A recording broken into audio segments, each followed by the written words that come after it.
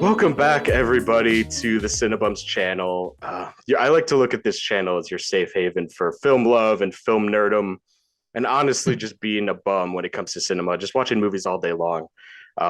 Your boy, producer Jake's back. I did the Crimes of the Future Cronenberg episode with my friend Lucas.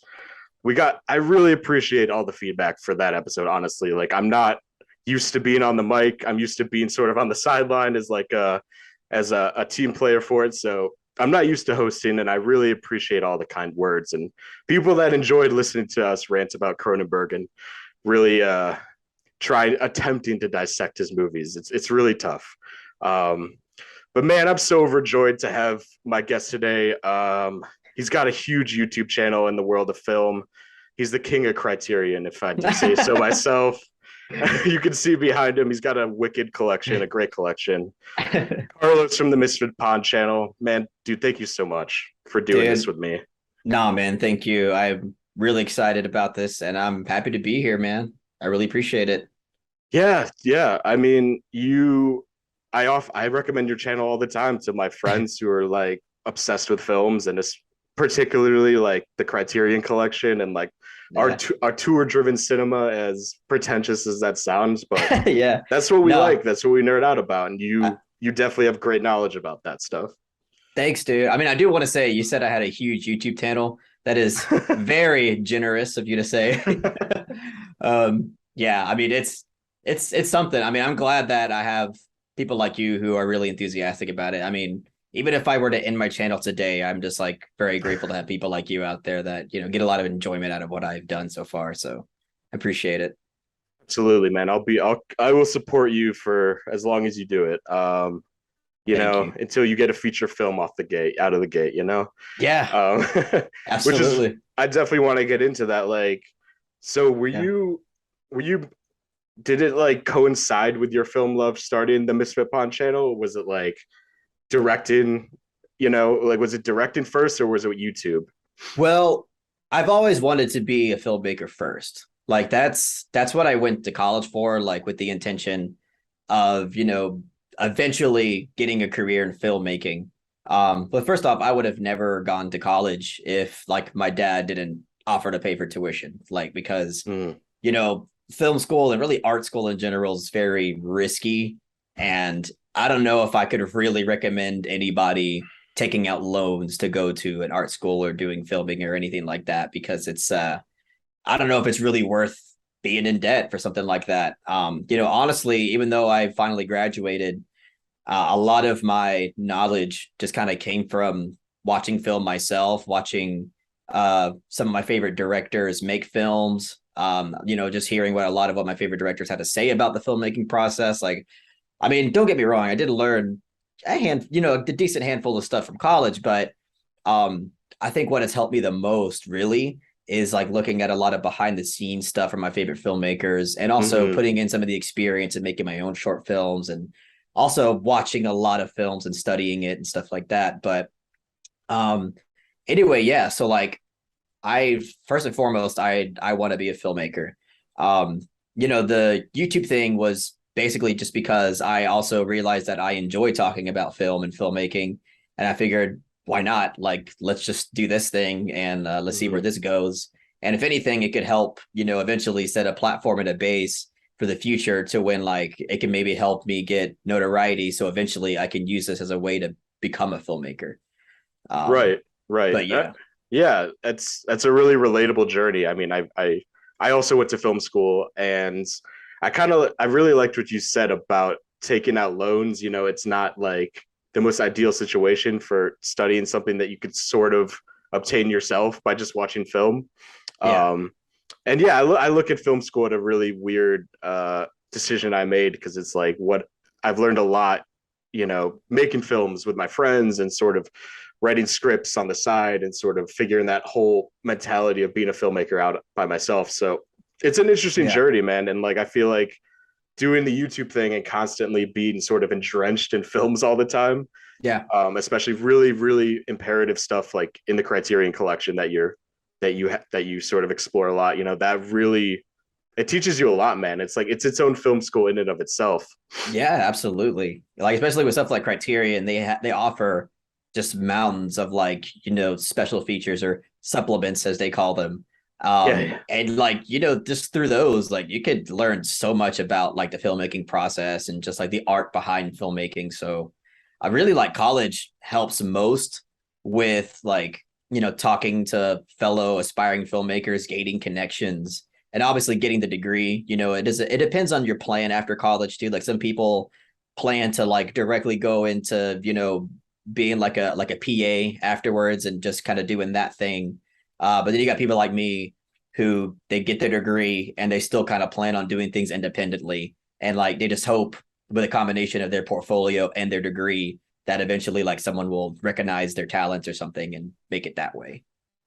yeah. So, would your ultimate next step? I know you've done a few short films. You got Yeah. the horror short festival that I definitely want to get into too as well. Yep. Like, would a self-financed like feature film or maybe a crowd-funded independent feature be like an ideal next step for you? Because it seems like you're Absolutely. definitely on that path right now.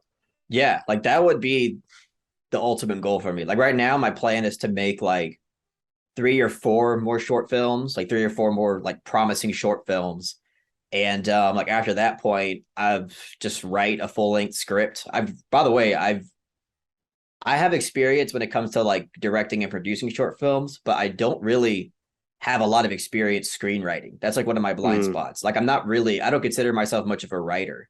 A lot of the stuff that I like, all the short films that I made, I just gathered all the ideas in my head and then just put it to life, like behind the camera. Like I didn't write anything down, basically. Oh, you Um, didn't even go there with a script, like a storyboard, even just kind of like, I just wow, did it from like just. I mean, they're short films, so like it's not like I had to retain that much information. right, But right, I don't have that excuse when it comes to a full length film. Like I pretty much have to buckle down and I have to like make myself write a full length script. So yeah, I mean what I'm gonna do is like I'm gonna make 3 or 4 more shorts, and after that point write a full length script and do my best to finance that on my own somehow, whether it's through crowdfunding on mm, the internet or shit, if I have to try to take out a loan or something. But yeah. I really want to. That you're right, like that is like my ultimate goal at this point is to self-finance my own feature length film. Really cool, man. I mean, I will be here to help support you when that the time comes. We will promote Carlos's feature film when the time comes on the Cinebums channel. That's for sure. That's so fucking awesome, thank you so much. Of course, dude. Um, but yeah, that's again very relatable journey. I definitely see eye to eye with you and a lot of what you said. Being a Awesome. director would be an ideal job in this life, even though it's like one of the most. It seems so unobtainable, like especially when I was in high school before film school. It's like, how do you get to the point where you have authorship and ownership over a piece of art like that? Yeah. It was such a foreign concept to me. But you said like meeting other filmmakers, like people in that pursuit, Yeah. is kind of comforting because there's a lot of people in that arena with you and like struggling to get by, but we have this just burning passion for like a really particular thing. So Yeah. yeah, that's why I love talking about like the process because it's so everyone's got their own route to get to where they want to Yeah. be. You know what I mean? Yeah, and it's crazy because like as my entire time in college, since I'm such a socially anxious and awkward person, I didn't make pretty much any friends. I mean, I made a few friends along the way, but most of the friends that I made were like the last day of college. Like I'm like literally the last day. And Damn. it wasn't even fully intentional. Like a lot of it happened naturally, which was kind of crazy. Mm-hmm. Like a lot of like I remember in my senior seminar class, I had to give a presentation on a because he gave everybody a prompt and we could choose between a bunch of different stuff. I chose to do a video essay type thing because it's just my wheelhouse. I've done it a million times before, Yeah. so I did that. And I one of the films that we saw in that class was a film called Children of Paradise, and I think that's a 10 out of 10 film, absolute masterpiece. I Honestly, a just lot of I you have just it. blind bought that. I wish Oh I could shit, grab it right now. I just blind yeah. bought it during this past sale, and I can't wait to watch it. So, Yeah, dude, like that. I obviously I own it. mm-hmm. But like that like that was probably my favorite film he showed us that year. And I was like, okay, I'm gonna do a scene analysis on this film and make that like my final project. So that's what I did. And I presented it, and I had like three people in the class tell me, "Hey, I know your channel because I saw your like mother explain video or your Nice. killing of a sacred deer explain video," and it felt Hmm. like surreal. I was like, "What the fuck? Like, That's really?" wild, dude. Yeah. Yeah. So like, I made friends that way on like the last day, and like I had another uh philosophy course too, and in that class, I made a few friends as well. So I mean, it's crazy, but like the last day I made like 5 or 6 important friends, and throughout my like 5 to 6 year run in college, I didn't really make any friends. Dude, film school is a hard place to meet like friends that you'd hang out with outside of school because everyone's so, at least my experience, everyone was so solely focused on their craft, and like Yeah, whether they're a writer, editor, producer, director, everyone was really solely committed to the craft. and yeah, and it was weird, man. Like I mean, my roommate currently, he's a screenwriter, and we both bonded over movies, but mostly about writing. um interesting. Yeah. he's a subscriber of you, by the way. He loves your channel. Oh shit, awesome. Shout out to Brendan. He Thanks, Brandon. Appreciate it. Yeah, he watches all the hauls, man. He's a fan. The halls are um a hit, man. They're a the hit. hauls are a big hit, dude. um yeah, that's a good segue because I found the hauls. I'll be honest, like a lot of my friends in film school don't like going out and buying a shit ton of Criterions at one time because we're all so Yeah, broke. yeah, So besides Brendan's the only friend I found that will go out and just spend $200 on movies in a single day. yeah. So I would Just go to YouTube mhm. because like I felt like I was crazy. I'm like, I'm the only one that likes to collect in movies in this day and age where physical media is dying. That's And true. you were one of the first people I found. That's Um, awesome. and it was through like, I don't remember the exact video, but I think it was one of the first or second Criterion hauls you ever did. Hmm. And yeah, dude, I don't know. I love those videos, and I kind of segued into the analysis and everything, and I kind of binged your channel during quarantine. That's Pretty awesome. much, man. I mean, that's the goal. Like, I mean, I love the haul videos. Like, I love doing them. And like, they're great videos because like, it's really easy for me to do. Like, for me, that's compared to like the video essays and the reviews, like the hauls are pretty low effort because I'm just kind of being me and I'm shooting the shit. Yeah. And I'm just having fun, like, picking up all the films that I love. What's not easy is like the fucking hole that gets burned in my wallet because I know some Oh people think man. like, especially like when I had Perry Law, they're like, how does people have so much fucking money? First of all, like me personally, I don't have a lot of money. I'm being insanely irresponsible Me by how much neither, money I'm dude. spending. So like it's not like Oh. I'm doing something that is like I'm not supposed to be spending this much on Criterion, but I do it anyway because I just have a lot of fun doing it. And like Yeah. and it's a sale. Like I have to like if I'm gonna I don't spend much money on myself really, like at all. And if I'm gonna spend money on myself, I'd rather splurge like on this and not eat for a few days. It's worth it, whatever. Dude, that's so relatable because it's in the months of July, and it's in November when Barnes does the other one, right? I think it's November. I dread looking at my credit card bill every fucking Yeah. time because it'll be like I'll always be like, okay, I'll spend 150. I'll treat myself to that because, like Yeah. you said, I don't really treat myself to a lot of things in life because Yeah. I work a pretty low wage job. I have to pay rent in my car. Same. It's the grind of being an adult, right? And just like to Yeah. collect fucking Criterions on top of that Yeah. is so irresponsible. But there's something so Like gratifying. like you gotta have something in life. Like, Yeah, yeah. maybe like it just be like whatever. Like everybody has those irresponsible things they do, but it gives me joy. So I'm willing to I'm willing to bite the bullet on it because it's like it just why not? Like we don't have much. Like let me have my criterions. Like Absolutely. I definitely want to circle back to physical media. I feel like we can do yeah. a ton of that towards the end. Oh yeah. But kind of segue into like your analysis videos. I think what I really gravitated towards was that I felt like I was talking with one of my friends about a movie, but in a more, you don't do it in a pretentious way. It's more like I'm coming from this as like someone who wants to learn about film and appreciate it more than like I want to over explain things and have a really clickbaity, thumbnail and title. Like Yeah. I felt like it really came from like, you reminded me of friends I had in film school that just like to kind of just dissect shit for the sake of it, and because we just love movies.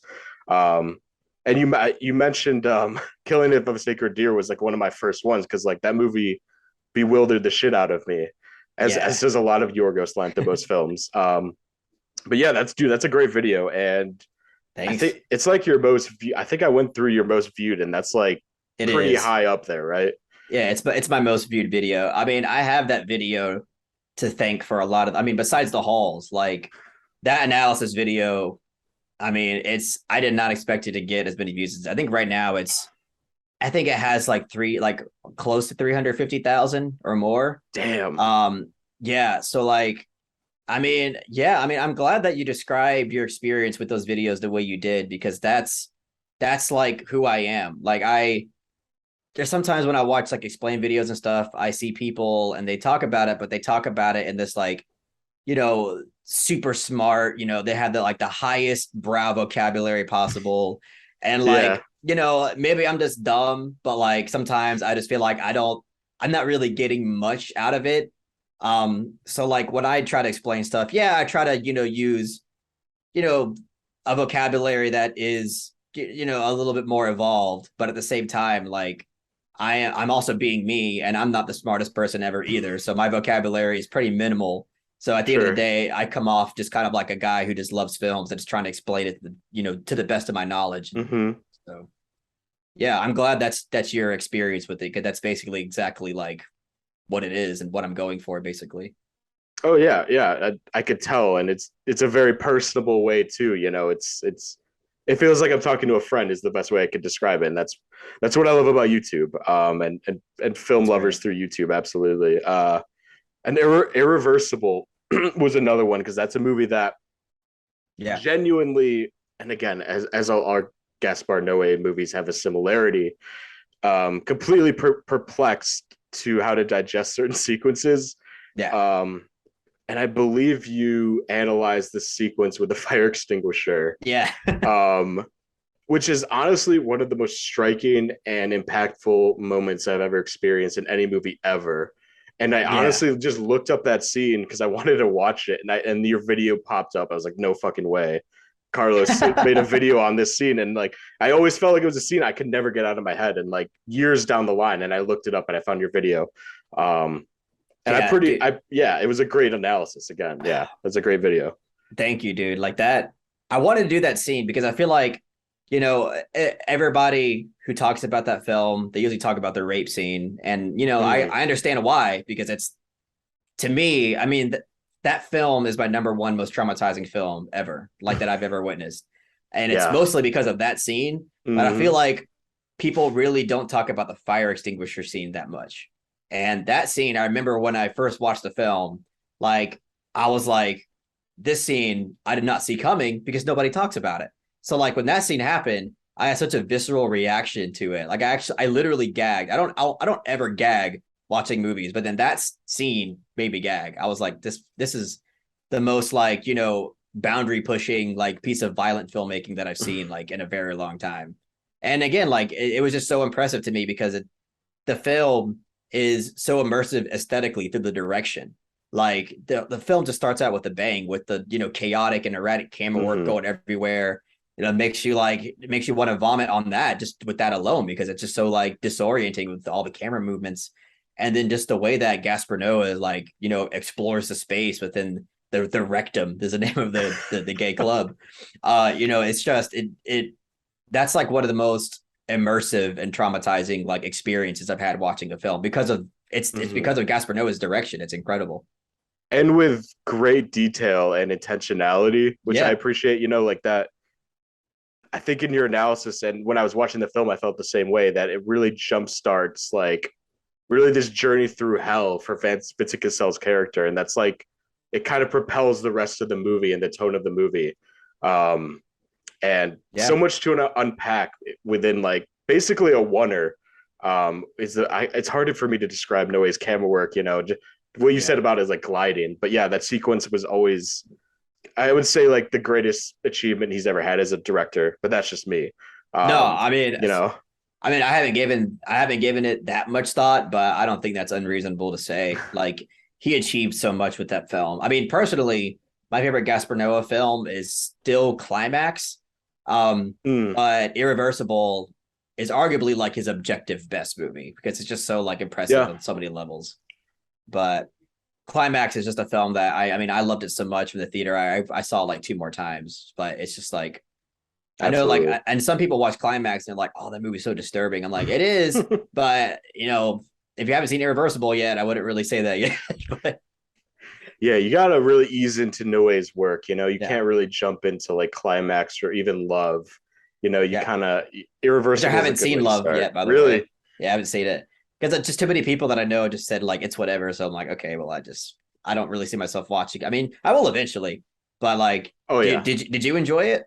I did. It's kind of similar to Vortex. It's kind of a change in tone. It's a Mm. dramatic change in tone.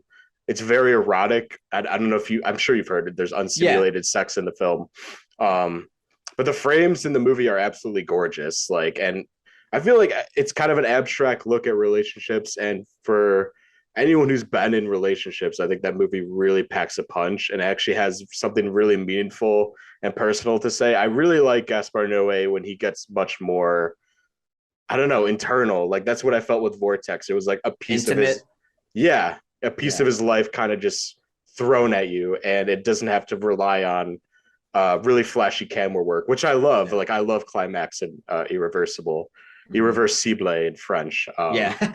Um, Yep. but yeah, dude, I'd highly recommend Love. I actually haven't seen Enter the Void, which I know is Oh other people man. say is his magnum opus, but I Yeah, would I'll love. say like just because that you like Love and you recommend it, I'll probably watch it sometime soon. I don't know when, but it'll be watched at least within the next 3 months. I'll Cool. give it a shot. And Into the Void, that is actually the very first Gaspar Noé film that I've ever seen, and that's before I even knew who Gaspar Noé was. Like I watched that Really? film in yeah, I watched it in high school because my friend was just talking about like I had a friend who just knew like all the most fucked up movies ever, and he mentioned Into the Void, Right. and he was like, "Oh yeah, dude, like the fucking camera goes inside of a vagina." I was like, "What the fuck are you talking about?" It's like he's like, "Yeah, you gotta watch it." I'm like, "Okay," so I watched it, and I remember I watched it, and I even though I wasn't that huge on it when I first watched it, I remember thinking to myself like, this has to be the most out there and interesting film that I've seen like ever in my life at that point. At Sure. that point, I didn't even know films like that existed. So that was like a brand new thing to me when I watched that film. It's funny you say about having a friend that would just solely recommend like really subversive shit. Because I had a friend, I think it was like my senior year of college or high school rather, recommended a Serbian film to me, which for those of you who don't know, that movie is it's like an art piece of just sheer terror. And I had never seen anything like that. And not even like aesthetically, like literally actions in that movie that I had never experienced before that are inexplainable. And I haven't even seen like, I don't know, like a Lars von Trier or anything to ease me into that. But yeah, Oh that my that god. shit scarred me for a while. So Yeah, I actually I really dislike a Serbian film. I hated it. I despise it. I am still traumatized. I Yeah. was a good little, kind of like what you're saying, a very shy, reserved Mhm. kid. So Yeah, I just I also heard about that film in high school as well. I didn't watch it until like years later, but that was the same friend, by the way. He actually told me about a Serbian film as well. He right, told me about that right. one, but I didn't. He told me about what's in it. And I was like, I don't think I can watch that right now. But like later on, it Uh, just my curiosity was just overwhelming me. So like eventually, I checked it out, and I was like, I fucking hate this movie.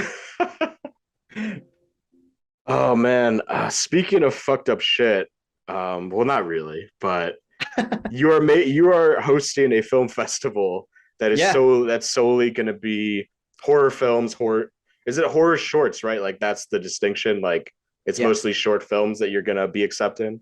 Yeah, Yeah, it's all short films. So if your film is like between like 30 seconds long to 15 minutes, that's like our cutoff. So mm-hmm. I mean we wanted to like accept longer films, but we were kind of worried about taking up too much time during the film festival.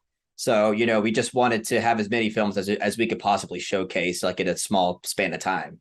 So we're just accepting short films. And plus we figured like most aspiring filmmakers, they don't have the money to make a full length film anywhere. So like Hmm. most aspiring filmmakers are making shorts. So, but yeah, like the goal behind the whole horror film festival. Well, first and foremost, I just thought it would be a really fun thing to do. Like, Hmm. I've my films have been a part of a few film festivals, and I thought to myself, like, it'd be really fun if I could be able to do this on my own. But I also have to thank my friend Stephen Watkins, because Stephen Watkins helped me come up with the idea, and I thought it sounded like a really fun idea. And I'm like, we could just host it on the channel. You do like a live stream, and the goal would be just not only for like just me to have like a fun experience, but also to like inspire a lot of people out there who, like, maybe they've only made one short and they've been off the wagon for a while, they want to get back into it, or just to inspire people who have never made a short but have had a really creative mind for a long time, and hopefully like this would help them, like, finally give them that push to make something. Hmm. And so far, like, I mean, there's a few people in the Discord, uh Kalen and Souffle, and they're already set to like make stuff like just for the film. They never made anything ever, and they're gonna Oh, make something nice. just for the film festival. So Really I'm really cool. excited about that. Yeah. Yeah. So obviously we'll link it in the description of our video and the podcast and everything. But like on Mike, where can people find that? Like, what's the link or the film freeway link and all Yeah. that stuff? So the thing about this is that since it's an online only film festival, Film Freeway doesn't allow for people to search for it publicly. So if you go to the Film Freeway Ah, website and you type in the Misfit Pond Horror Film Festival, ain't shit gonna show up.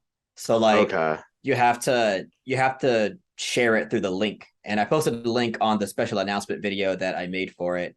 But yeah, like the goal is to like hopefully have a lot of people share the link around, and so that way they can find it that way. I mean, it would be absolutely ideal if people could just search for it. But since they have that Hmm. policy, it's going to be a little harder to get people involved. But so far, I mean, we've had a handful of submissions, which I'm really proud of. So Nice. yep. Well, I really admire what you're doing, man. It's a really cool thing to do with your platform, and everyone just subscribe to his channel if you haven't already, and Oh, thanks. look out for that look out for that festival. You got it, man. And Let's take. everybody from my channel, subscribe to the Cinebums podcast. I would really appreciate. I know a few of you already through the Discord, but I'd really appreciate it if you guys listen to our ridiculous, stupid podcast. Yeah. We're gonna take a quick break, and we're gonna come back to talk about inspiring directors, which I can't wait to talk about with Carlos here. It's gonna be a whole lot of fun.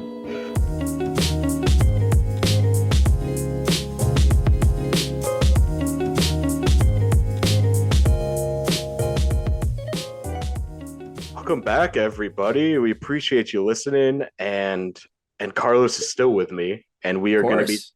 of course, he is, and we're going to be talking about inspiring directors because I think, I mean, I can only speak for myself, but I really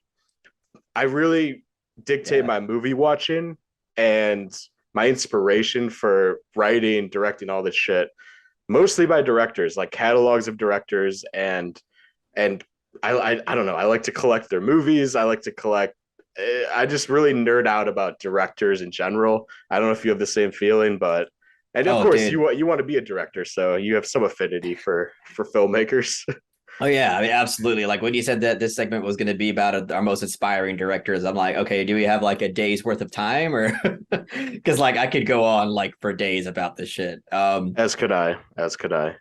Um, Yeah. Do you want to go first, or sure, man. I mean, yeah? I kind of made the list based on sort of like a personal timeline of me of like, excuse me, of when I got into film, which was in high school. Um, I was really into like video games, television shows, and books first and foremost. Always loved the idea of being a writer, but I didn't, film was such a foreign concept. Like I love Tarantino movies. I love, comedies, like studio comedies like Judd Apatow and John Yeah. Hughes and stuff like that. Like really simple taste, but um what really prompted it, honestly, and it might sound super mainstream, but it was I got real super into John Carpenter when I was in high school. Okay. I saw the original Halloween movie, and for those of you who've seen that film, which I'm sure is a lot of you guys, like it's a very bare bones production. You could kind of feel the cuts, you can feel the camera work as very homemade, if that makes any sense. Even the aesthetic, like Michael Myers himself, feels extremely homemade. Yeah, it feels Um, like it's a very raw kind of film. Absolutely, and on a shoestring budget, of course, like infamously low budget. Yeah. And that was the first time I could really feel that, okay, there were people like pulling the strings on this to create a very terrifying and oddly relatable experience. I really relate to Halloween because I grew up in suburbia, in Illinois, which that film takes place in. So yeah, man. And then I started going down John Carpenter's catalog, and I really started loving movies through like genre stuff, like horror and like Yeah. exploitation action movies. Like Wes Craven was huge for me. So I'm kind of defining this era was like I had known who like Chris Nolan was and Steven Spielberg and like Yeah. David Fincher even, just because like my dad really introduced me to like the essential movies like Scarface and The Yeah. Godfather, but like this was something I found on my own. I found John Carpenter, I found Wes Craven, I found like the Scream movies. Um, and yeah, man, for me it was like horror. It was those things and like like They Live and Big Trouble in Little China, which is some stuff that really resonated with me personally. So yeah, that was me, man. That was kind of like what kickstarted everything. And I started going through because I remember Carpenter talked about his influences that he wears on his sleeves, and he talked about like Howard Hawks and like earlier, like Carl Dreyer, like really weird vampire movies from the 30s. And Yeah. when I got to film school, I was like, all right, I got to like start going deeper and deeper, and it just became obsessed with it. So that was like what broke the floodgates, if you will. So what about you, man? Like, what kind of blew your head open? Who was it? Okay. So basically, like, first of all, I kind of have to thank my dad because for the longest, I mean, my dad's not like my dad's he's a casual film goer, but he just likes movies in general. Like he always took me to the movies as a kid, um, like all the fucking time. And like it wasn't Mm-hmm. until like I was a teenager and like going into high school that I realized I went to the movies like way more often than your average like kid did. But like if we started with the basics, I mean, I enjoyed like the normal stuff any kid would. Like I loved a lot of especially any '90s kid. Like I loved Adam Sandler comedies like a lot. Me too. Jim Carrey comedies. I Mm-hmm. still love a lot. I mean, people always like there's people that are like getting really embarrassed to say that they liked Adam Sandler. I'm not. I embrace it. I love Adam Sandler. Even now, I still love all those Adam Sandler comedies to death.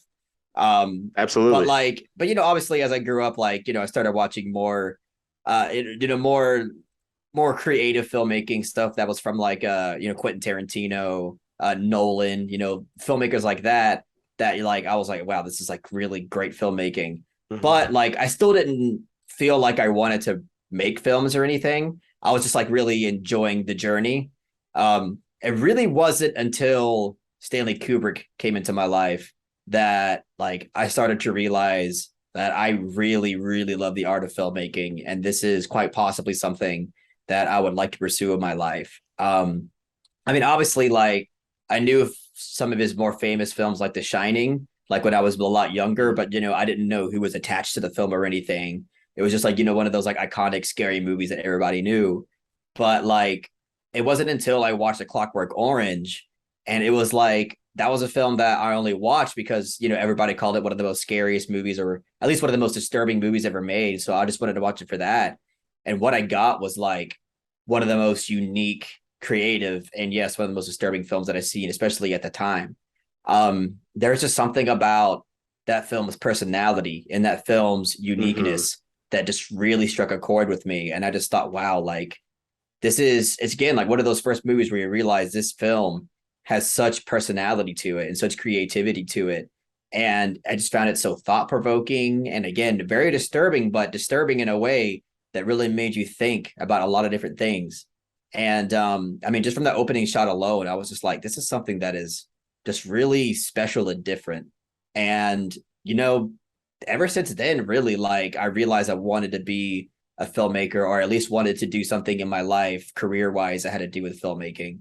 But I do want to give a shout out to the filmmaker Paul Thomas Anderson because I watched There Will Be Blood, which is now my favorite film of all time. I used to be Clockwork Orange, but now it's There Will Be Blood, because like I watched that film when it first came out, basically, and I was only like in eighth grade when it came out. And Mm, I, even as an eighth grader, I something about that movie I fell in love with. I don't know if it was just because of the exceptional performance from Daniel Day-Lewis, or like it was the style, or maybe everything. But like something about that mm, movie just really resonated with me and it blew me away. But that was like, a little earlier on where I still didn't really know this is what I wanted to do or anything. I just knew that I did love movies a lot, and There Will Be Blood was like one of the first ones where I was like, this is just really blowing me away. This is, and it sucks because I couldn't relate to it with anybody, because like no other eighth grader watched There Will Be Blood. They don't give a shit about that. It was one of the early on moments though in my life where I'm like, I think this is something that I want to do. But it really wasn't until Stanley Kubrick came along, and I was like, damn. And then after Clockwork Orange, I just started watching a lot of his films, obviously. Like 2001 blew me away, and I was like, this is insane. The fact that it got made in 1960, well, got produced in 1966, and it came out to 1969, I believe, around there. hmm It just was mind blowing to me, like just mind blowing filmmaking. So like really like my favorite filmmaker of all time is Stanley Kubrick, and my most inspiring filmmaker is Stanley Kubrick, like without a doubt. mm. Just like his style and his ambition and his creativity and his ability to make timeless pieces of filmmaking is just it's just so impressive to me and so admirable. Like I really, really love and admire Stanley Kubrick as a filmmaker. He's brilliant. Yeah, he's on the Mount Rushmore of directors for a reason, man. And he, quite like you, he blew my mind open too. When I saw Clockwork Orange in college, like my freshman year of college, and that was kind of like you said, like a singular personality, a Yeah. singular aesthetic, and a singular voice behind the camera, and how he saw the world. And I was Yeah. like, okay, I could have understood authorship a little bit more, like a filmmaker Yeah. truly putting themselves in the on the canvas, and of course, yeah, Kubrick's a master. I love most of his films, and he was a big one for me too, man. And you mentioned PTA, which he was absolutely massive for me when I was still getting into film. Like There Will Be Blood, obviously, but personally for me, it was Boogie Nights. Like I think I've Great I've film. I've argued in the Discord when I used to be in it. Like Yeah. people would give me shit because I'm like, I think Boogie Nights is secretly his best movie, or Mhm. personally my favorite. Like I love There Will Be Blood, but Boogie Yeah. Nights was I had loved Goodfellas and Casino, Yeah. but I didn't have like I love them to death. Like Yeah. I can't talk bad about them, but Boogie Nights Yeah. has that same veracity, that same style, and the same sort of structure even. Um, Yeah.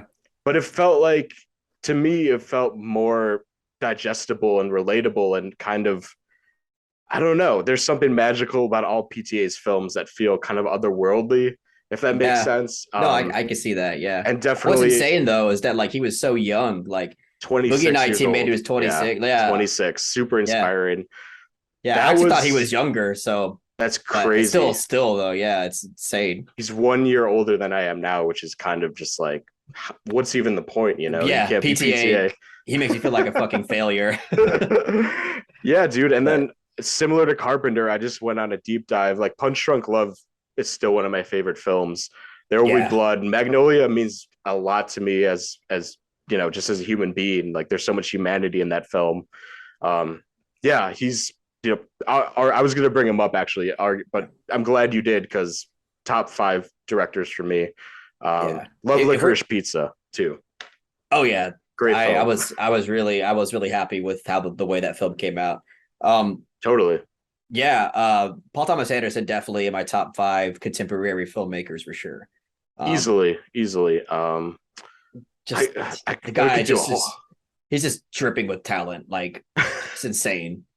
But It's um crazy. you mentioned Goodfellas earlier, and that is another Mm-hmm. film that I watched pretty early on. Like I think I was like in eighth grade or something, or maybe ninth grade.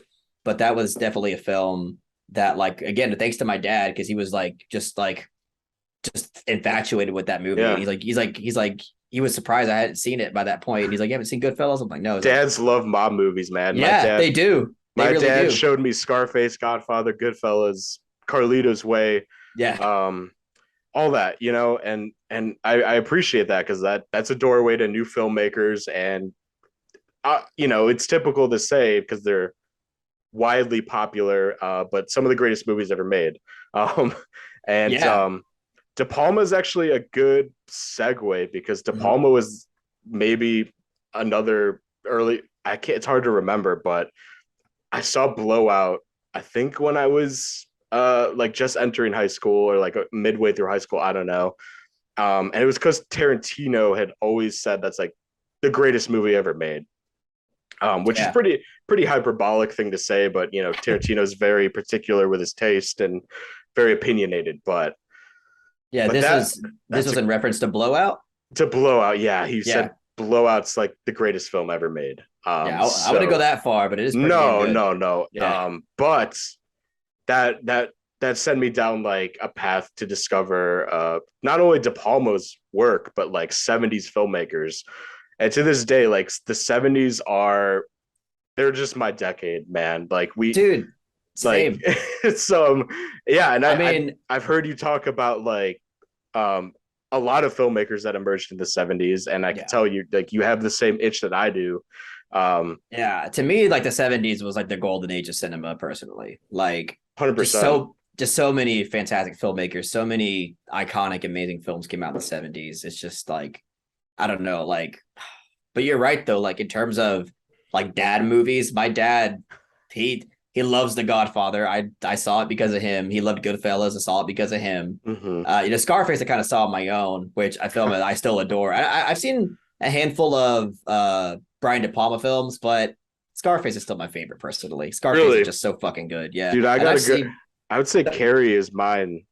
I don't know if Oh, Carrie's pretty good. Yeah. I love Carrie. Also My because I'm a Stephen King huge Stephen King fan, and that's, really. in my opinion, one of the greatest adaptations. I say that with an asterisk. He's written a lot of shitty stuff, but kind of similar to what we're talking about. He was someone that really inspired me. But we're not talking about King. But No, no. I mean, if we're talking yeah, about King adaptations, obviously The The Shining is Shining's my up there, favorite. Yeah. obviously. Like I love them both. Yeah. But I love De Palma, man. Like there was again that led me down this 70s rabbit hole of like coked out filmmakers who had boundless creativity and boundless budgets. Yeah. And I wrote a few down on my list because there's so many I love. But the one I really want to talk about, who's my favorite of the 70s, and I know for a fact you love this guy, uh, Robert Altman, Robert Altman. was Yeah. Robert Altman. Robert Altman film. Bitchy. Yeah, Well, Robert Altman's awesome, dude. Yeah, I mean, I need to watch more of his movies, but like so far, his movies from the 70s, with the exception mhm. of Shortcuts, because Shortcuts I think is my favorite Robert 90s, Altman film. yeah, Yeah. masterpiece. Yeah, Yeah, I fucking love that movie. But Three Women is fantastic. it's my Nashville's favorite. fantastic. Yeah. Yeah, So dude, I saw Three Women in Nashville like within the same few days when I was yeah. like super wanting to get into his films because I adored him. Yeah. And those movies just are so foundational for me now because I'm like I really compare a lot of things because if you look at PTA's work, even like he was so inspired by Robert Altman, and so many Yeah. contemporary people that are like making really large scale movies, like really character driven movies that are heavy in scope, but kind of like to have like ensemble casts, with Yeah. Nashville and Shortcuts and stuff like that. And I just love those movies so much. Quick recommendation. I don't know if you've seen, I believe it came out in 1970, Brewster McCloud, Mm-mm. that Robert Altman made. It is bizarre. It is hilarious. I can't explain the plot to you. It's the most 70s movie I think that I like that. exists. Brewster McCloud, everyone, please check it out. It's not for everybody, but for me, it's one of the most unique character studies. Think about like Taxi Driver, but it's like a nerd who's obsessed with birds, and he lives in a stadium by himself, and he's like a womanizer. That sounds But so interesting. it is so interesting, and that's why Robert Altman, like every film he made, he took a big swing. Like he Yeah. maybe MASH is the exception because that was kind of a populist film, but like every movie he made in the 70s, especially, um, just a huge swing. And his movies just I don't know, they really resonate with me. Do you have another director in the 70s that you? want to bring up since we're in that sort of realm? Well, what I was gonna say really quick is that I kind of have my cousin Eric to thank for kind of like introducing me to a lot of, I don't want to say they're not well known because like in the Kino community, what like I like to call, they're pretty well known. But like at the time, like when I was, I was still in college, getting ready to graduate, I still was kind of like only on the surface knowing the more popular directors like Paul Thomas Anderson, Quentin Tarantino, Sure. Stanley Kubrick, Nolan, and all that stuff. And like it wasn't until like Eric started like, telling me about filmmakers like Mikhail Haneke and Hmm. Lars von Trier. I mean, I knew about von Trier, but I never even bothered to check out any of his films because of the fact that just by association with like a lot of videos that I used to watch, they just considered him to be like this just shocking for shock's sake director. So like for the longest time, I didn't check out any of his movies because I just thought he was just, just the edge lord, which he is an edge lord, but he's an edge lord with like genuine intentions. So like, Sure. it wasn't until like, thanks to Eric, like I kind of started diving deeper down into the rabbit hole of like learning about more, prominent directors that are really like well respected in the art community. Right. Um, People that have their films like premiere at Cannes, perhaps, yeah, like people like that. yeah, like, and I guess to talk about like filmmakers from the '70s. I mean, it's tough to like bring it off the top of my head, but Hmm. like, Stanley Kubrick, Yeah. yeah, Francis Ford Coppola, obviously, Amazing uh, decade. Yeah. Robert Altman. I mean, there's just so many, and I'm pretty bad with like trying to remember things off the top of my head, so I That's okay, apologize. dude. That's okay. But But a you, lot of my favorite films kind of come from the '70s because it's just hmm like '70s was such a it was what was so beautiful about the '70s is that Hollywood funded filmmakers that were so boundary pushing and they allowed them to do whatever the hell they wanted. There wasn't really as much like, conservatism with like their budget and the hmm and the vision. They were just like, yeah, you just do you. And that's how we got so many like fantastic films. Absolutely. That era was incredible, and it's for those people wondering like why that era died. I highly recommend one.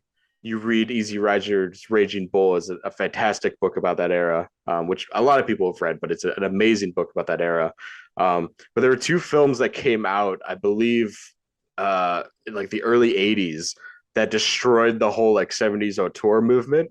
And that's One from the Heart by Francis Ford Coppola, which is like his big musical inspired film that tanked, and it was a huge budget.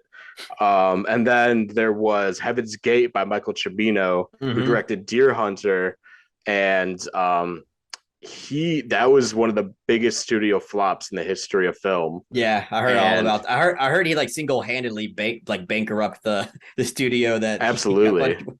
absolutely, and in my opinion, it's on Criterion. If any of you guys want to check it out, if you watch the director's cut, that's an excellent movie that was completely understood for its time because it's very progressive and left leaning politically. So, yeah, like that whole era from beginning to end, like Easy Rider all the way to like Heaven's Gate, I think is super fascinating. That's just a tangent. Yeah, Do you no, have no. do you have any? What other directors did you want to bring up? Oh man, like I mean, as funny as it is, like David Lynch. So, but David Lynch, I have like a love hate thing going on with David Lynch I would because not have suspected you would bring up Lynch. yeah, because like Lynch, there's there's so many of his films that I I'm just kind of like whatever. Like what Wild at Heart, I just thought like I don't know, I just couldn't get into it. Like it's got its moments, but I'm just like eh. Blue Velvet, that's another film that kind of took a long time for me to start appreciating a little bit more. Even then, like I think it's a pretty damn good movie, but I mean, this I that's it. That's the one. your Which, by the infamous way, nemesis. yeah, my nemesis. I'm trying to find. Oh, I got mine right here. Yeah, Oh just so y'all shit! know. Yeah, I forgot you bought it. yeah, I finally bought it, dude. It That's was it was a amazing. it was a huge thing. I actually said fucking. I picked it up. Everyone Uh, watched the haul videos to know what we're talking about, but yeah. Carlos would not pick up Blue Velvet for so long, and it Yeah, it was became it kind of was a meme. it was definitely a meme. But like so even though like David Lynch, there's a number of his films where I just don't really see the brilliance in, and I can appreciate them just like from an art standpoint, but like I just overall I don't see like exactly what is so brilliant about them. But he has films like Mulholland Drive and Eraserhead, Oh my and god, yeah. Eraserhead to me is one of the most inspiring films ever because like Mm-hmm. he made that film somehow off of like a few $1,000s, and it's insane how effective that film is, like on every level, like from a prop and special effects Mm-hmm. level, from just like just like a sound design aesthetic level, like It's everything it's like about a that film. sensory overload, right? Like Yeah, kind of like it's what like every avant-garde film should strive to do, in my opinion. It's to unsettle absolutely. you in like the most abstract way possible. But yeah, like that's he made that Eraserhead, movie for nothing. yeah, he made that movie with nothing, and it's still probably one of the most unsettling and scariest films that I've ever seen. I agree. It's I mean, the film is just overall like a whole ass nightmare, and it's nightmare fuel from start to finish. I mean, there's sequences in that film that like I don't get really unsettled like from a horror standpoint from films much anymore, but Eraserhead does a job every time. So yeah, like even though honestly I wouldn't even consider David Lynch to be like in my top five or even really top 10 filmmakers of all time. But just that film alone is super inspiring to me. It inspires me every Mm-hmm. day. So it's kind of weird in that way. But like if we're talking about like also current filmmakers that I feel like are Sure. just inspiring. I Mm-hmm. mean the well I like to call the kind of the A24 gang, which you have like Ari Aster, Safdie's, Safdies, and Robert Eggers. Robert Those, Eggers. I mean, so incredibly inspiring they all are, dude. Like Absolutely. especially like I don't know, like if I had to pick a favorite between three of them as of now, I know that the easy answer would probably be Robert Eggers, but It's 3 for 3, man. Ari Aster's film, I mean Ari Aster's films, they they resonate with me on an emotional like on an emotional harrowing level that like none of the other filmmakers have yet so far. Like Okay. Hereditary was like one of the most like harrowing experiences I've had in the theater in a very long time. Just Yeah, everybody knows that sequence like in the film, sure. like happens in the first act.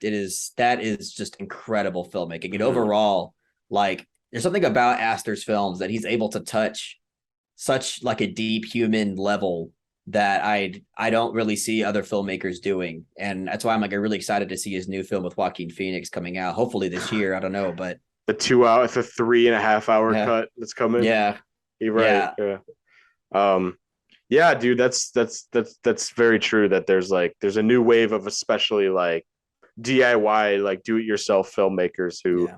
thankfully are getting some funding, which is great. I love the Safdie brothers so much. Yeah, you got me thinking about contemporary filmmakers that I adore.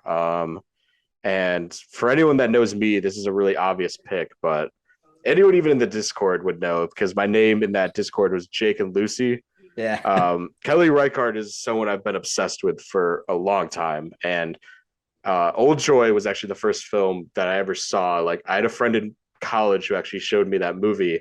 Um, which if you've seen the film, it's a very tied to friendship and sort of that fading relationships that you have with the people in your life.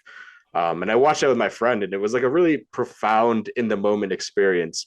Yeah. Um, and I've really found that with all of her films. Like for some reason, they've hit me in the exact right places.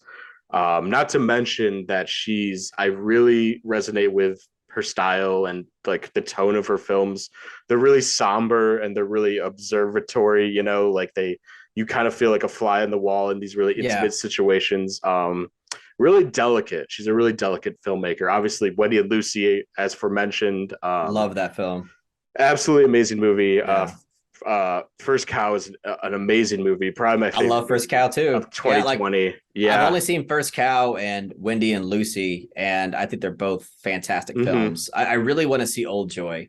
Well, Joy is Um, maybe my favorite by her. It's hard to pick. I always flip it around, but yeah, dude, like it's one of those things where like my taste aligns with so much of how she views the world and how she moves the camera and how she writes dialogue and how she directs actors.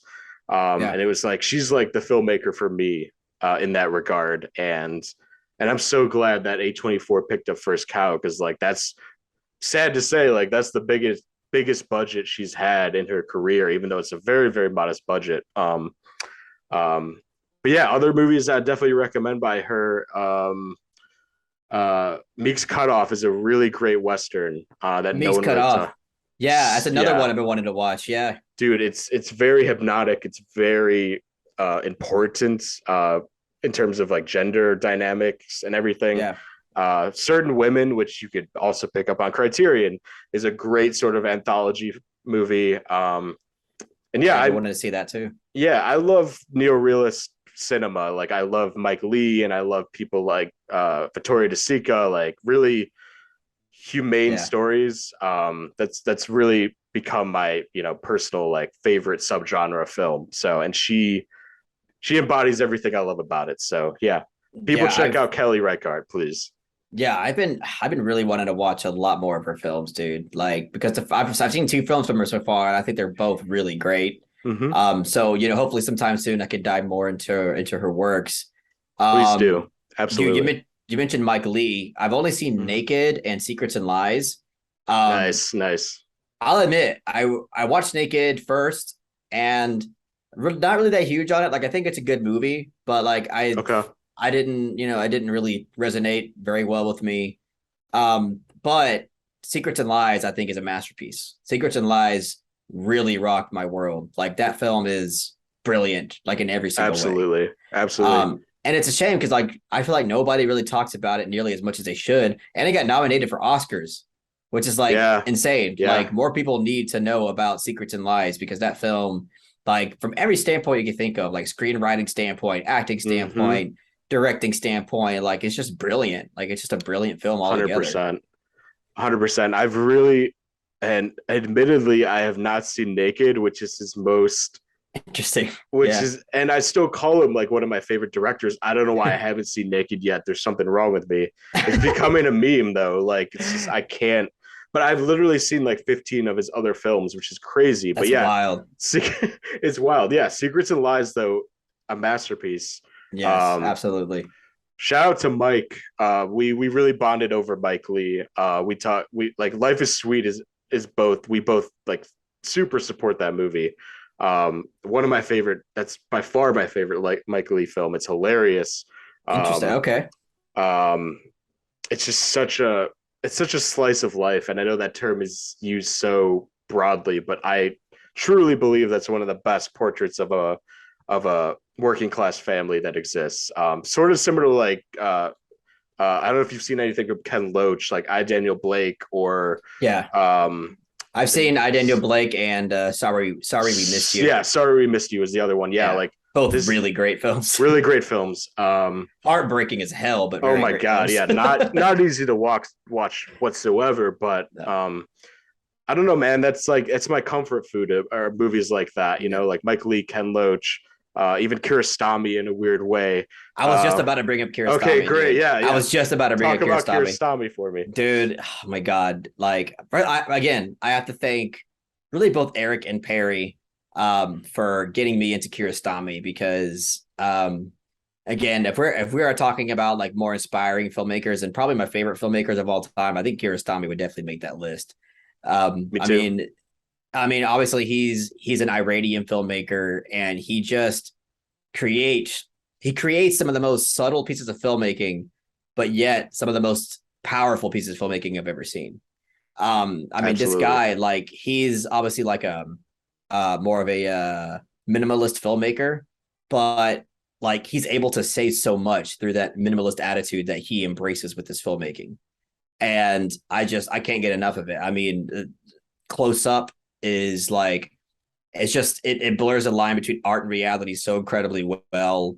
That film Hmm. like brought a tear to my eye just because of, I don't want to spoil it too much, but just the content that has to do with, somebody who was also truly inspired by film. Hmm. Just really, really great stuff. Yeah, there's a meta nature to Close Up that's extremely Yeah, powerful. yeah, If you're a film lover, that's like essential viewing.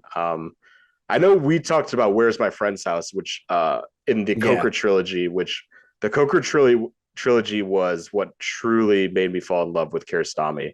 And then subsequently, I watched Certified Copy and everything else, but Yeah. that was a trilogy that really, I don't know if you've gone past Where's My Friend's House, but or Where's the Friend's House? I And always yeah, confuse it. But dude, and that's a stellar trilogy. yeah, I haven't seen any of them besides Where Is My Friend's House. Eric actually watched both of them today or yesterday, and I saw he. he loved them. So like, I'm really, Mhm. really excited to finally watch both of those films. Um, but yeah, like I really love Abbas Kiarostami. Certified Copy is probably my favorite still. That was the first Kiarostami film I've seen, and it just blew me Wow. away. Yeah. Um, yeah, from every standpoint, I think the acting from both Juliette Binoche and I can't remember the guy's name off the top of my head, Yeah, but he was great in the film, it's fantastic. and he's not even like a actor really, like he's more of Right. like a opera singer. I forgot he's something else. He's He's this not. opera singer, right? Right. Yeah, Yeah, that's and crazy, man. he absolutely kills it in the film. And I don't know, I just love the way that I love the way that the film tackles its themes. Hmm. Because a huge aspect of the film is subjectivity versus objectivity, and like Hmm. the value of them, and which one should we give more value to per se. Right. I have a whole like video essay on it. If you haven't seen it, I highly recommend it. But like, I just love the way that the film goes about exploring its themes. I just think it's like, Hmm. Kiarostami to me is probably one of the most intelligent filmmakers that I've ever witnessed. He's really, really great. I love the anecdote about him because before he died, people would always say that he would never take off his sunglasses, even Yeah. like indoors or like directing films or whatever, watching movies. Um, and yeah, and like I think that's so symbolic of like how intelligent he is. Like he seems like an otherworldly being. Like the Yeah. sunglasses give him the power to see the world like differently than everyone Yeah. else. That's true, Um, because whenever I see a picture of him, he always has sunglasses yeah, on. yeah, it's crazy. Yeah, Certified Copy's an absolute masterpiece, dude. Like it, it's like what you're talking about with subjectivity, but like also like expectations that we have of each other as human beings. Yeah. Um, and basically how that movie kind of compresses an entire lifetime of trauma with another human being and sort of learning about each other and like and how Yeah. surreal of a turn it takes. And yeah, Binoche is incredible in that film. I'm so I sorry love to the opera singer, but he's also incredible. I think his Uh, name is like William Shamel or something like that. I could be wrong, but I think sounds that's right. somewhat. Yeah, But I mean, Julie Binoche, I'm in love with Julie Binoche. I think like it's one of our she's greatest. Yeah. she's probably. I mean, I don't know. I don't want to go as far as saying she's my favorite actress, but she's up there. Like she's really. I want to watch more of Hmm. her films, but she's one of my favorite actresses for sure. Do you like the first Three Colors movie? I've only seen Three Colors Blue. Yeah, that one. Yeah. Oh, that She's in one. that. Yeah. She's in that. Yeah, Yeah, she's incredible in that movie. it's an I mean, incredible fantastic. performance. Yeah. Yeah, the movie in general is also fantastic. I Yeah. really need to watch the rest of the trilogy. Oh Um, yeah, I, dude. I heard Three Colors Red is like the best one, My favorite. but I own the box set, but I haven't Oh, you watched any of do? them yet. Yeah. So at some point I have to watch. I just have so many movies that I gotta watch, and I only really watch what my audience tells me to watch. Basically, I only review the patron poll winners and the Right, right. subscriber poll winners, and that's it. So that's all I really have time for. So I basically like I just have to hope one day soon it wins a poll or something. I hope it does. Everyone vote for fucking Three Colors. Red, it's a masterpiece. But the thing is, I probably have to watch Three Colors White first because everybody says like True, the way it true. works. So I don't want to vote for. I don't want Three Colors Red to win, and then everybody's like, "Oh, you're watching it out of order. It's not going to make No, sense." yeah, you have to go in order. That's Yeah. actually that's a bust.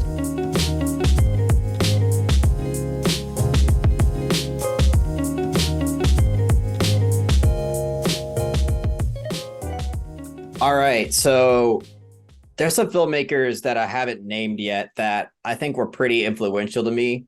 Hmm. And I think these are particularly important because they're Mexican filmmakers. Nice.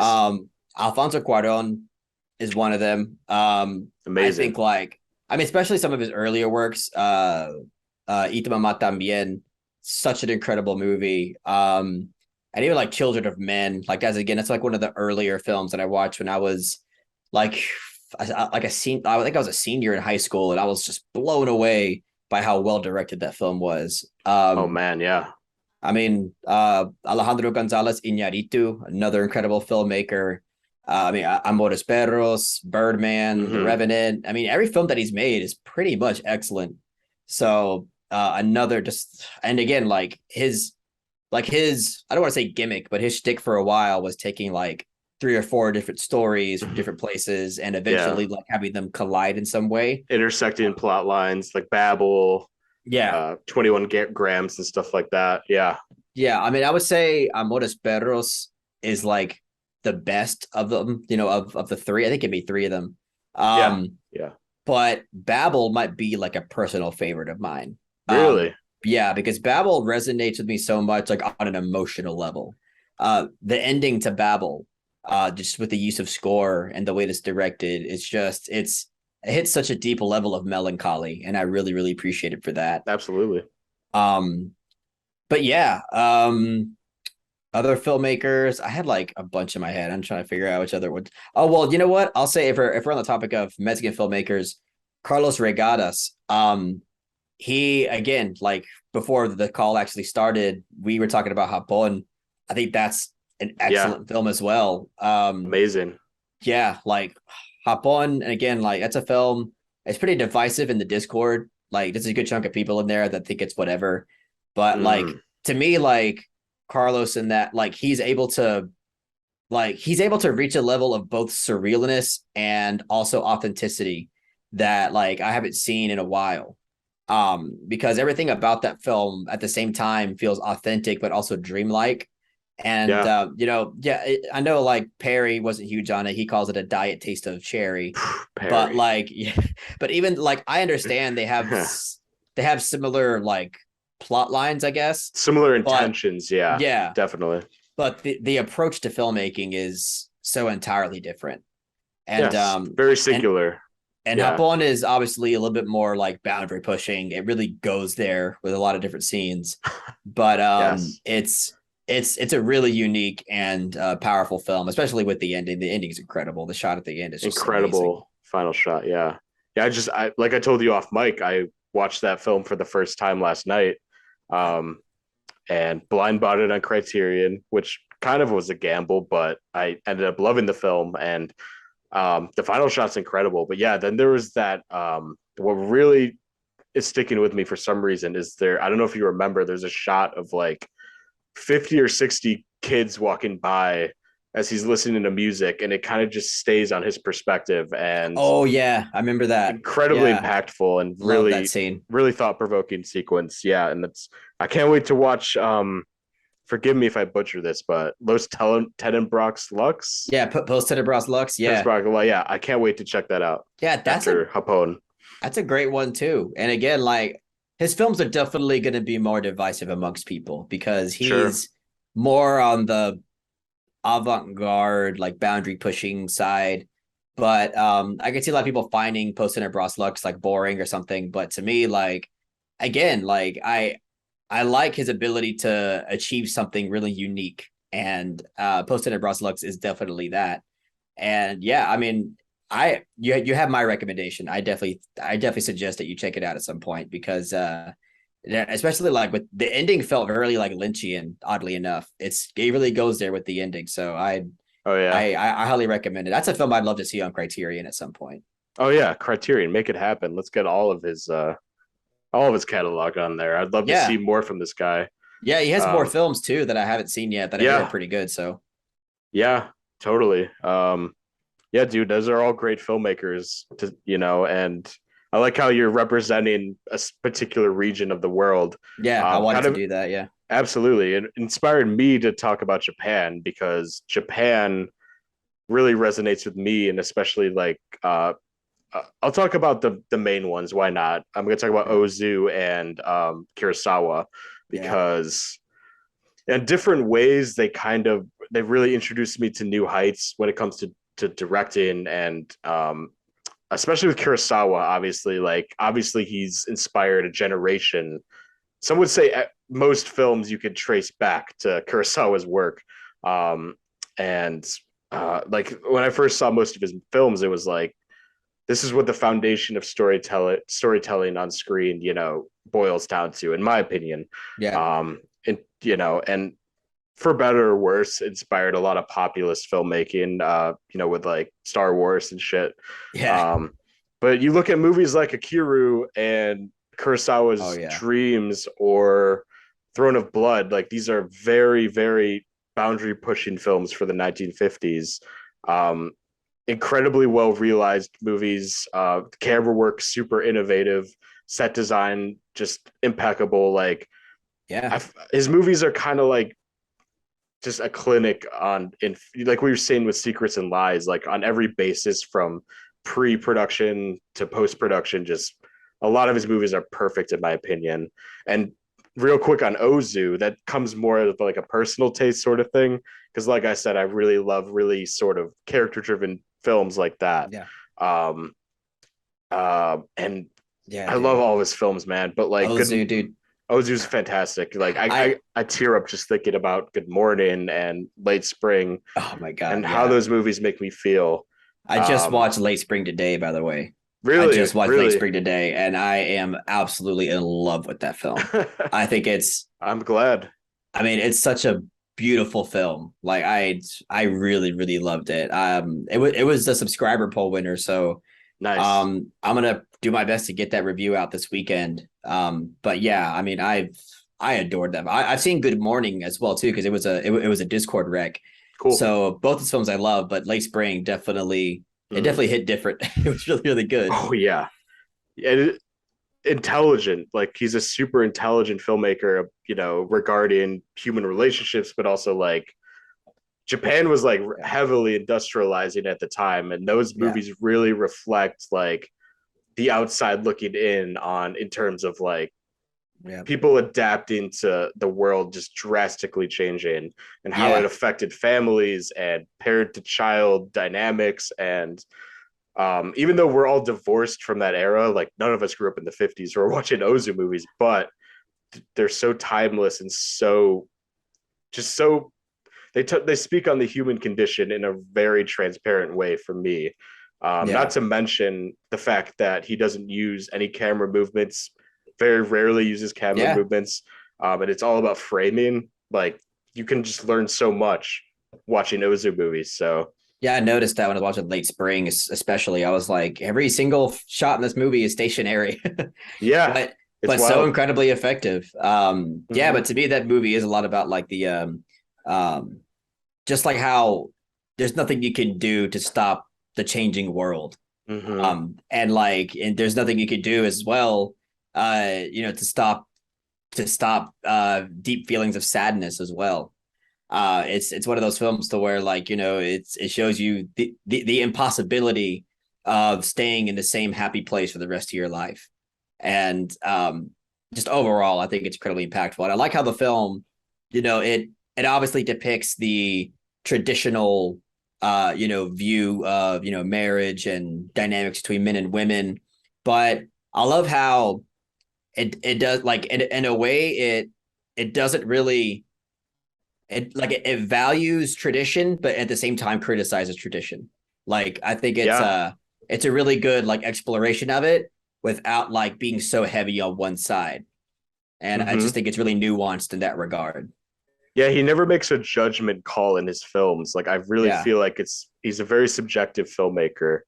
Um, but yeah, and like you were saying about um studying human like relationships and like how you Mm-hmm. can't like the alienation of feeling like you can't stop the world changing, like Yeah. again a very timely thing that we could all relate to. Mm-hmm. um I don't know, man, I just feel like he all of his films are timeless, and I recommend anyone who wants to get into Yeah. Ozu just definitely you got to get in that headspace of, his movies are structured differently and they're paced differently than a lot of films that you're used to seeing, but he's a super rewarding director to dive deep into.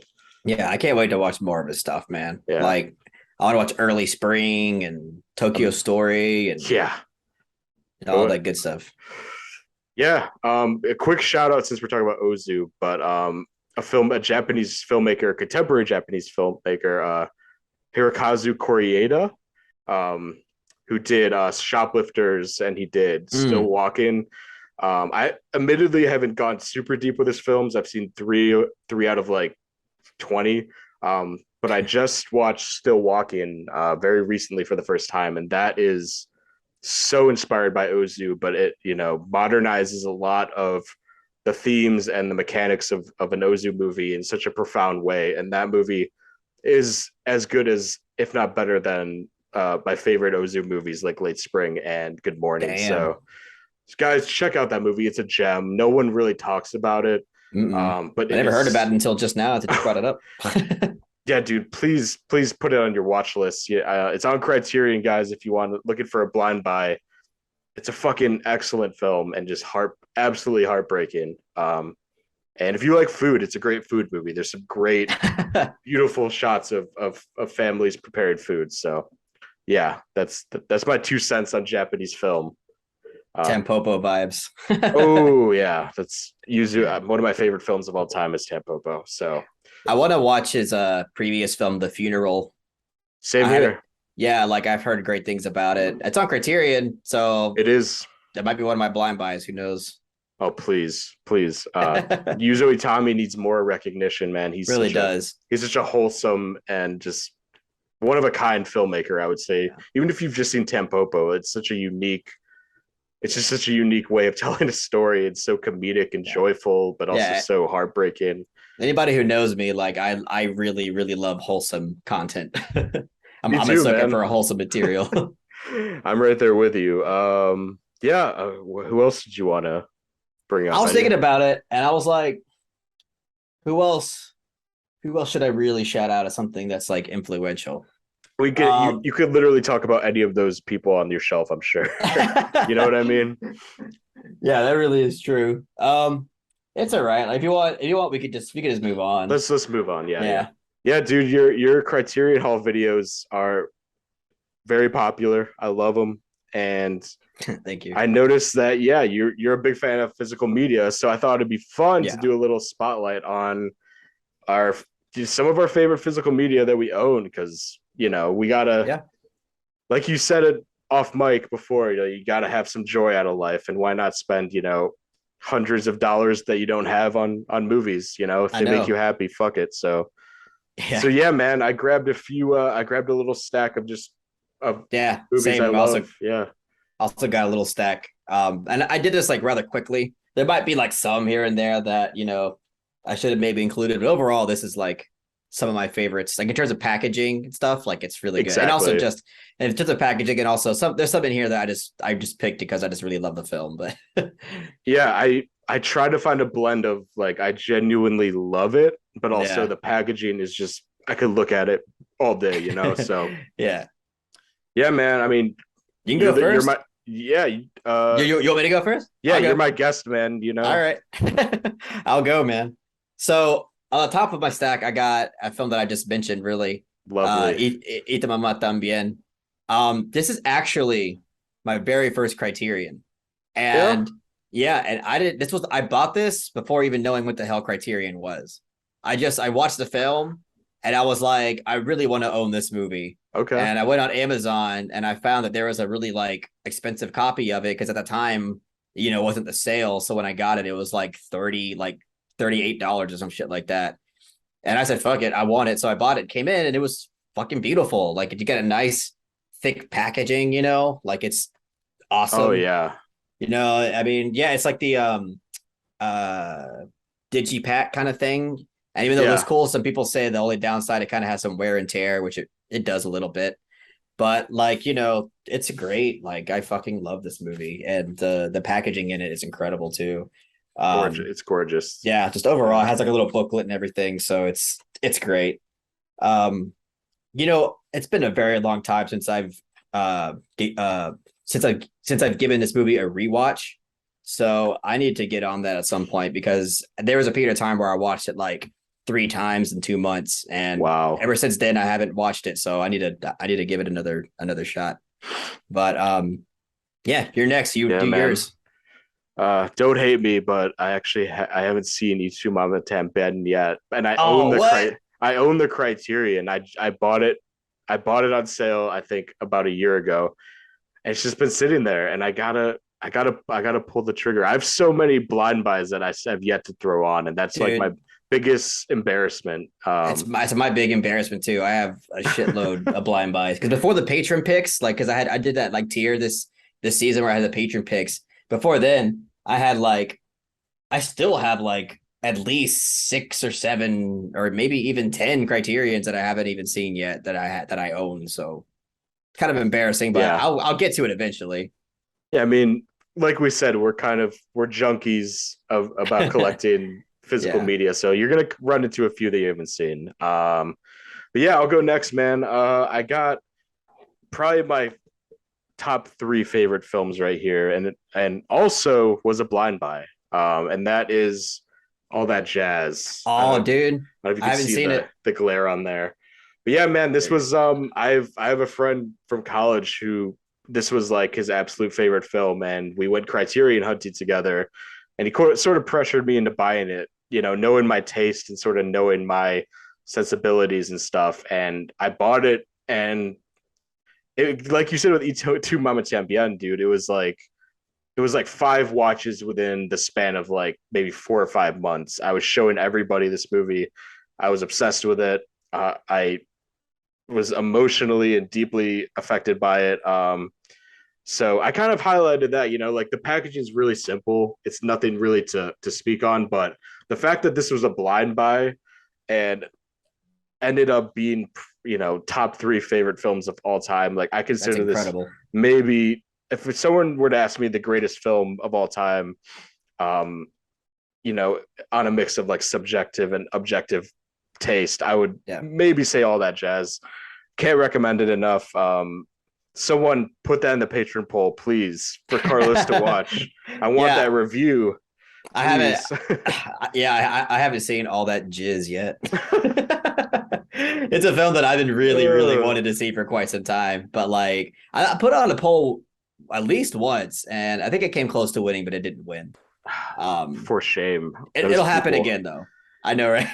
I hope so. I just want to see you talk about it, man. And yeah, it's a film that means a lot to me. And I if I were to keep one movie in my collection, I always would say I would keep All That Jazz. Oh, And that's for anyone awesome. who's seen this movie, that's sort of weird to say because this movie's really depressing, somewhat nihilistic, and really Oh, uh really? yeah. I've seen it multiple times though. I've dissected a lot of elements of this movie that's maybe some people wouldn't agree with, but yeah, man, I look forward to your review one day. But yeah, that's a great film. I love Yeah. it. Well, everybody I know really loves that film, so I'm really excited to check it out. All right. So Yeah. for my next pick, this might be like I don't know. Some people might be a little disappointed in me in this one, but I know it's kind of normie core. But That's all right. Interstellar. Ooh, baby. This is like okay. I know. Honestly, I don't think there's a single soul in the Discord that can relate to me in my love with this film. Like I'll Really? acknowledge, yeah, everybody else in Discord, they kind of I don't say they shit on it, but they just think it's whatever, basically. But this like to me, this film is yeah, again, I'll admit it's flawed. I mean, it has Hmm. those Nolan isms where their writing is just like so on the nose and sometimes cringe. But the accomplishments of this film vastly outweigh any of its weaknesses. And I think that like overall, like this is just like an incredible film. I mean, obviously from a visual standpoint, it's absolutely remarkable. And I really wanted to point this out because I love like the just like the packaging of this because like you open it up, it looks really cool. Wow, that's You great. open it up like this. It just like to really like slick, see if I can get it more on camera, something like that. But here, maybe like that. Yeah, There we go. there you go. That's Yeah. beautiful. Yeah, like it's a really really cool like packaging, and it's just like again like in terms of the films that I would have to keep in my collection if I had a gun to my head, this might be one of them, just because of just how much I love the packaging to this. So yeah, Interstellar, that's one. I know a lot of people are just like whatever about it, but I love the movie. I No, don't man, care. I will back you up on that. That on some days I would say is probably my favorite Chris Nolan movie. It's my Um, favorite Chris Nolan for sure, without that's a doubt. awesome because I most people would argue the opposite, and say that's maybe his His worst, worst. one of his worst films.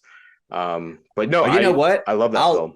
I'll I'll reserve that it's my favorite because I forgot that The Prestige exists, and that's probably my favorite one.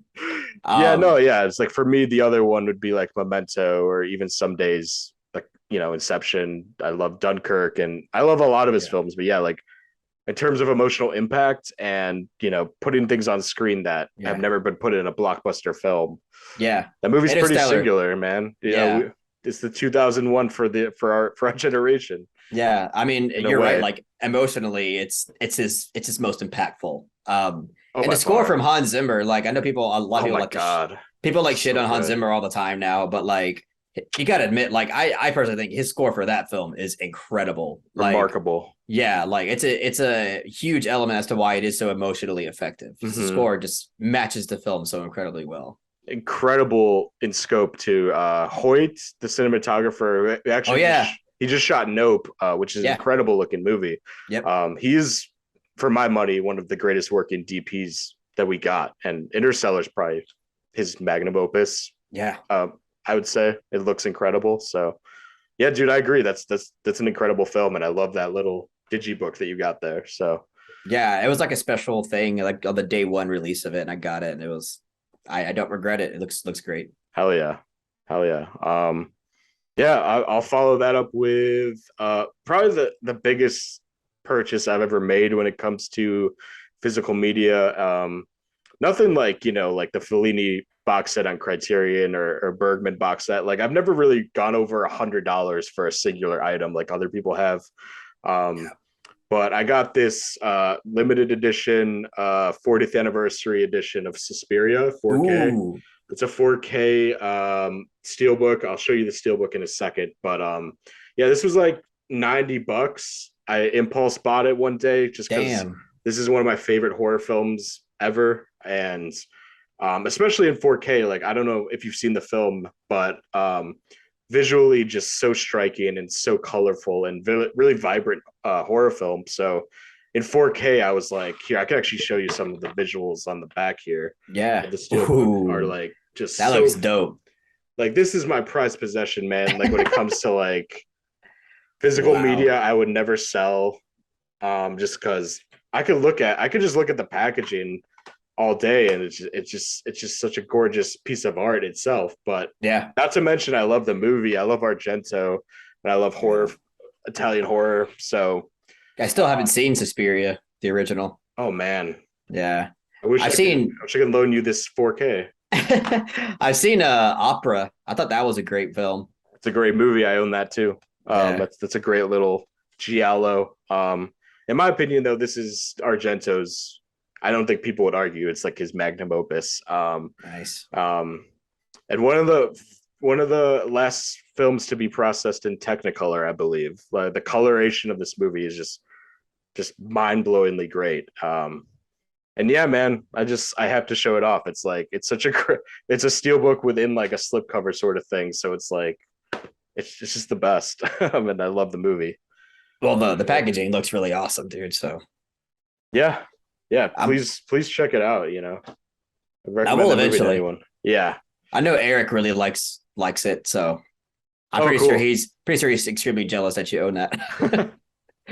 All right, so up next I got Barry Lyndon. Mm, So like it's crazy because for the longest time, A Clockwork Orange was my favorite Stanley Kubrick film, but now it's Barry Lyndon.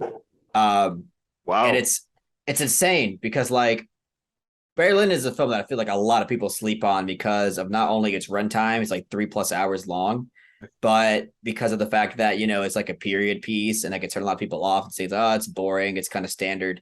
It's not. This movie is pretty much unlike anything you've ever seen, surprisingly.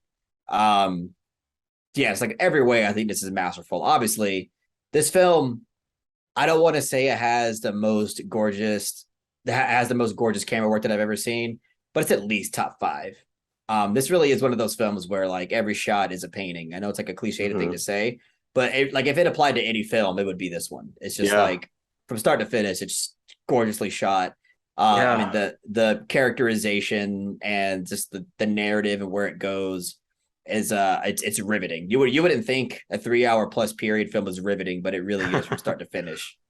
Yeah, yeah. absolutely love Barry Lyndon. I have a video, by the way, on Barry Lyndon. You know, trying to give people 3 reasons why to like stop what you're doing and watch Barry Lyndon right now. And if you haven't seen that, check. Try to take some time and check that out. But yeah, Absolutely. absolutely love Barry Lyndon. It's an incredible piece of filmmaking.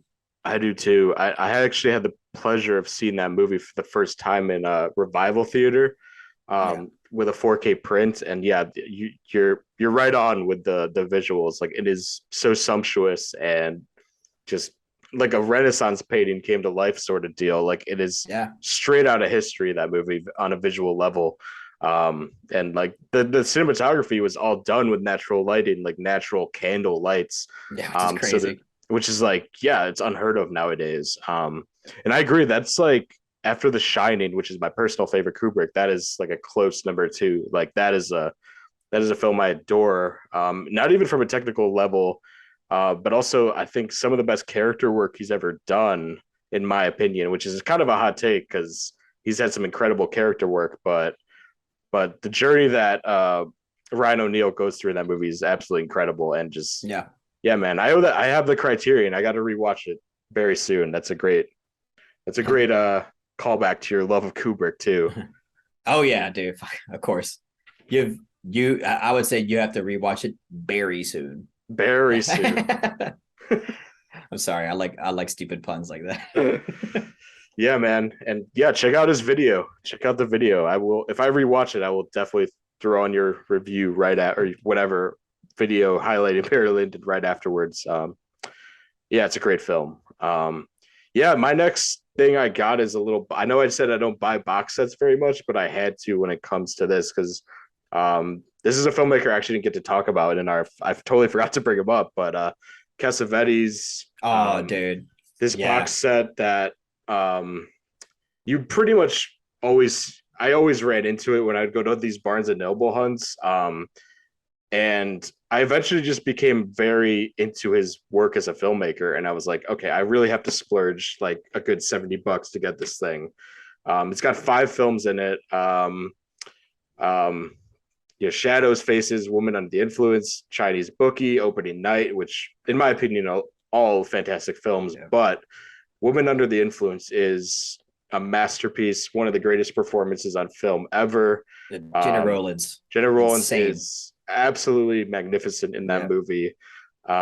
If anyone wants to get into Cassavetes, I'd always say that's a great place to start, even though that's like more of his Yeah. like complex and sort of tougher movies to watch. But that movie is such a bleak portrait of marriage and motherhood and humanity. And um yeah, dude, Cassavetes, like I said, I love character driven filmmaking, and that's what Cassavetes does best.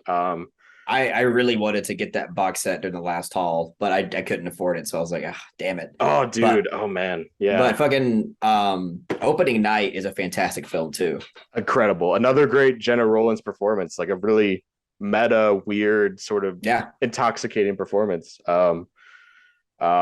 Killing Him a Chinese Bookie is sort of like his take on sort of a mob movie, but more of like a criminal underbelly sort of movie.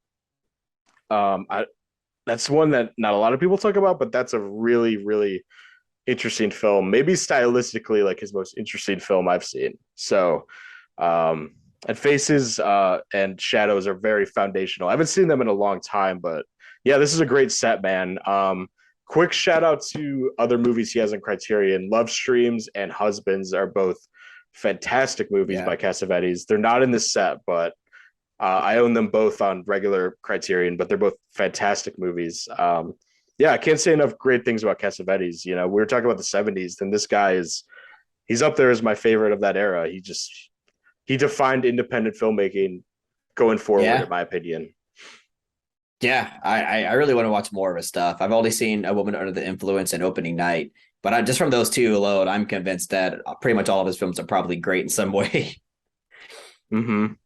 But all right, I'm gonna move on to my next one, and this is a film that we were talking about earlier, and that's Scarface. I have You that too, man. had the same one? I got this. One second. Yeah, you got the steel book. Hold.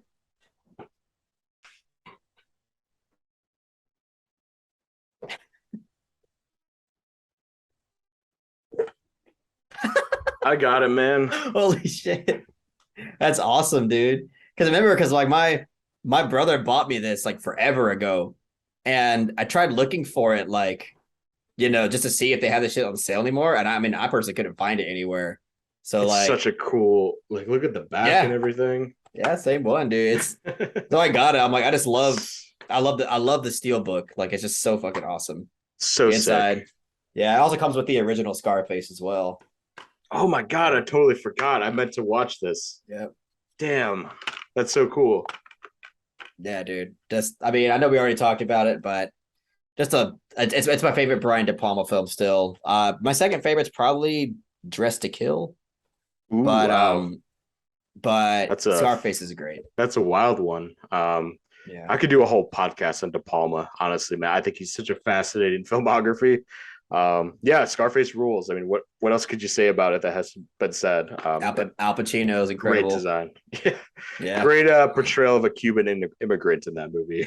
Oh yeah. You know, absolutely. So I got one more here, Okay. sort of wrap things up.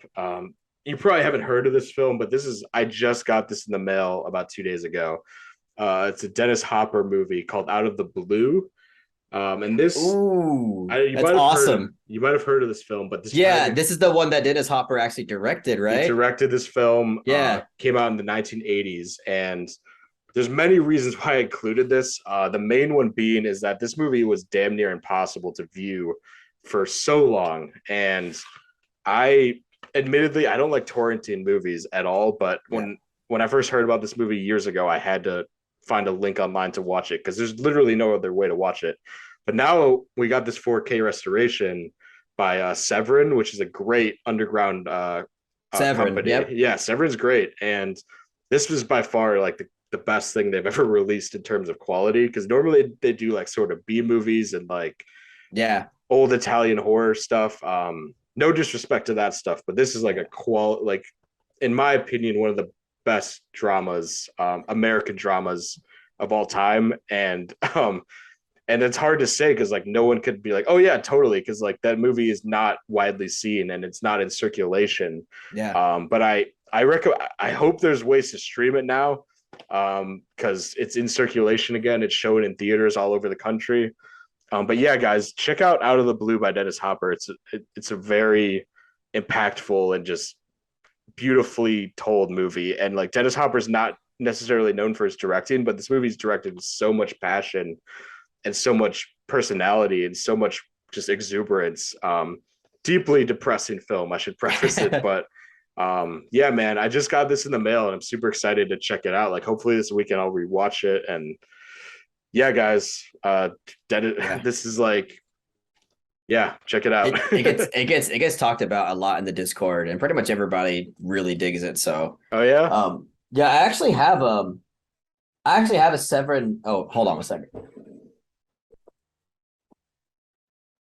Uh Oh Santa yeah, yeah. Sangre. Santa Sangre is at Seven. Yeah, yeah. Yeah. So like again, like you said, they kind of produce like a lot of like B movie stuff. Sure. But like, every now and again they'll have stuff like this, which is like Yeah. a genuine, like just a great piece of art. So You got a Jordowski on there. You got a yeah. Dennis Hopper film. Yeah, you got your gems. Yeah, man. Okay. I'll just Do you have we got anything else?